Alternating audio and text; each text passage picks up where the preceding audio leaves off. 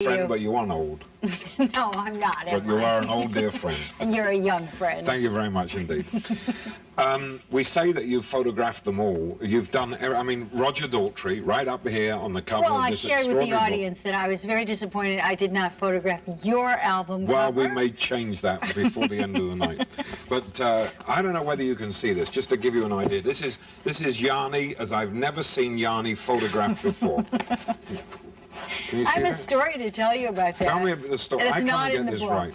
There's Yanni. You're There's better. bending it. I know, but there's Yanni. Yanni at the Parthenon. There it is. Look at that.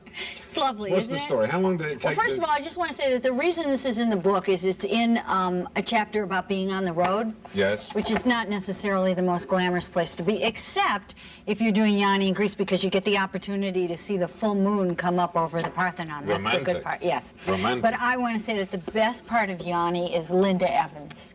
Neat lady. She's amazing. She is so willing to be supportive. I have to say that there was a certain angle that I wanted to get for that shot, and Linda got down on her hands and knees and said, "Stand up." There was no chair, so she said, "Stand on me. Just stand on me." When Linda, You stood on top of Linda? No, I didn't stand on her. Well, you should have. I wouldn't let that happen. Somebody else should have taken a But photograph of you standing on Linda. I just have such respect for her because she'll just do anything for the person she loves. Now, you divided this book into different categories. One of which is Strange Angels, and another which is Photo Nightmares. That's true. Now, you know, being a good snake oil salesman rather than a canola oil expert here at the Food Network, let's focus on the, you like that? Yeah. On the Photo Nightmares. Who was some of the worst that you ever had? Well, Photo Nightmares is not really about the worst people. It's about incidences that happened which, you know, were not exactly pleasant for me. Right. That doesn't mean the person So Ringo wasn't Starr pleasant. fits into that category. Ringo Starr does fit into the Photo Nightmare category, yeah. let's You dump want to on hear the Ringo. story, or shall we just have them buy the book? You know, there's so many stories in here, they'll buy the book. There are a lot of Tantalize stories. everybody with the Ringo Starr. Well, you know, you're kind of excited when you're going to photograph the Beatles, and although it wasn't all of them, it was Ringo Starr. And when I was working, I had a jacket that had been made for me laying on the couch. He noticed it and asked if he could put it on, and I said, sure. This jacket was made for me by a friend, and Ringo liked it and asked if he could have it, and I declined. I said, no.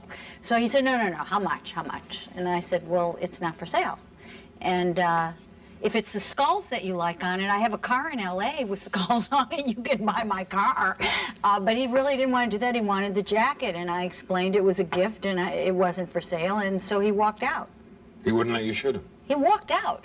The little kid from Liverpool who should have been smacked. He's for a that. Beatle. He's been a Beatle since he's about like 18. Right, you know. I know. Yeah, well, you know, he gets what he wants, remember I when he guess. couldn't have 2 sticks of furniture to sit down We on. remember those days, don't Yeah, we? boy, we remember. Well, that was my first picture, actually, was the feet of the Beatles. Now, that's a hate situation. The opposite of hate is love. Yeah. You love 2 men. Oh, in I this love world. these transitions that you I try find, so Robin. hard, don't I? Yeah, Well, we got a what do you chapter expect called from a Friends snake and oil Lovers. salesman? You're not a snake oil salesman. Bruce Springsteen, spill the beans. What would you Spill like the to beans. ask? I make people ask me You were there specific before Patti questions. Smith. Well, Patti Smith wasn't with Bruce. Yeah, actually, No, I was thinking, who am I thinking of? Patti, his wife. Patti, his wife. Yes. You and Bruce were a hot and heavy number. Heavy. Heavy. Yes. And it was pretty hot in Intense. terms of, I think, yes. Well, I'm an intense person, and I think that in my relationship... You went to photograph him? No, actually, when Bruce... I did photograph him in 1972. It was his first performance at Max's Kansas City. You looked through the lens of the camera and you said, No, this I was... man's for me. All I cared about at the time was making the shot for picture. Rolling. Yeah, I really, when you're working, that's the thing that's got to be on your mind. But finally you succumbed to those E Street Rhythm blues. No, that's not what happened. All right, captured in almost everywhere by this extraordinary photographer called Lynn Goldsmith. We'll let you look at that picture in a minute. You like taking pictures instead of giving interviews, Instead of don't you? communicating, yeah. Now, one of the chapters in this book is called you know- Strange Angel. Well, it comes Yeah, to Grand you don't want to Funkin'. talk about Grand Yeah, Funk? we talk about that. Let me run my own show. You run your own photography system. 20 years you've been taking pictures. Some strange birds you've met during Yes, that time. yeah. Michael Jackson, one of the strangest? Yeah, that's why he opens the chapter of Strange Angels. I think that there are people who truly are geniuses, and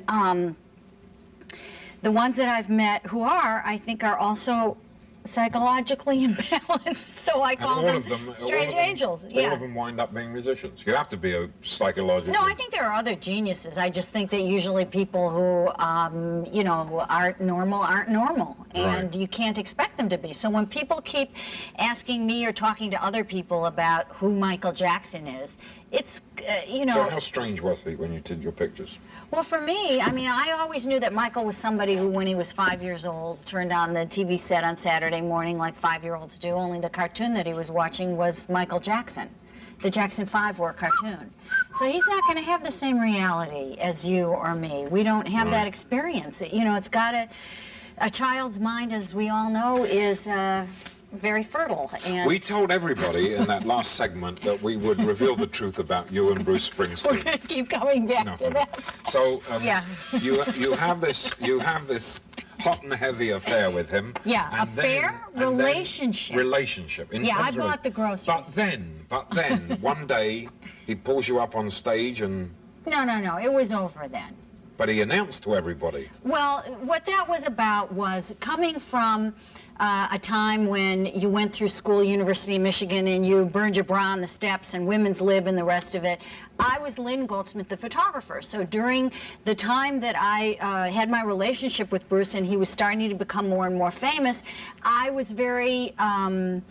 I wasn't there for Bruce. I never wanted anyone to know I was his girlfriend. I was ashamed of it. Had I known now that relationships with people make you more popular, I might have chosen differently. But the fact is that I never wanted anybody to know it. So yes, Bruce was not too happy about our breakup, and some of that is explained in the book, and so he did pull me up on stage and announced to 20,000 people that I was his ex-girlfriend, right. And that must have been an extraordinary night in both of your lives. Well, for me, for him it was his 30th birthday, and that was a big deal for him. But for me, I'm obviously someone who has a camera in front of their face has a shield to the world, and so to be put in front of a lot of people. It's interesting you use that. It's a shield. It is. Yeah. We started this little act with a clip from the Grand Funk Railroad, which was actually masterfully produced by a young man called Terry Knight, who had a group called Terry Knight and the Pack, if you remember. That's way right. back then. Absolutely. They were from Detroit, as you are from Detroit, Michigan. Yep. And you sort of got their career off the ground, right? Well, after Terry Knight left them, I and Andy Cavalieri became the next Svengalis and created We're an American Band and did their spots. And what I'm always asked about is the nude photograph that I did. No one ever asked me about the little American flags that I had to place in different parts of the hay to cover their bodies, but people always ask about what I saw. And the thing is, being a photographer is kind of like being a doctor. The sad part is while you're doing it, that's not really what you're looking at, you know? So afterwards, you're looking at your pictures to see, like, if you know, what you can tell people you saw. Yeah. Did I answer your question, Yes, absolutely. Robin?